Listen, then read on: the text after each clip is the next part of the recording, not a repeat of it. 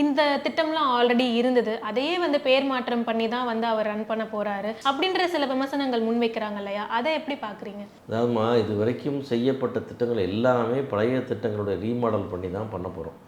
இப்போ காலையில் மத்தியானம் சாப்பாடு போட்டால் அது காலையில் சாப்பாடை மாற்றணும். அது அந்த திட்டத்தோட வளர்ச்சி தான். அது தப்பு இல்லை, உன்னுடைய வளர்ச்சி தான் ஒன்று.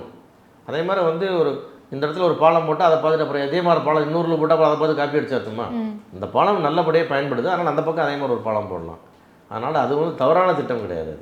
அதை நல்லா செய்யணும், எந்த திட்டமாக தான் நல்லா செய்யணும். இப்போ உதாரணம் சொல்ல போனீங்கன்னா நம்ம அம்மா உணவகம் இல்லையா, அது வந்து மிக அற்புதமான திட்டம். அதை வந்து இன்னும் ப்ராப்பராக செய்யலை. அதுக்கப்புறம் வந்து கொஞ்சம் விட்டுட்டோம்.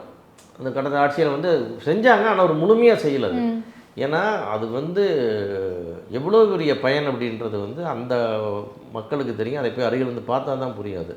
ஏன்னா ஒரு ரூபாய்க்கு இட்லி அப்படின்றது இன்றைக்கி யாருமே பசி இல்லாமல் தூங்கிடலாம் அப்படின்றதுக்கான ஒரு வழி அது.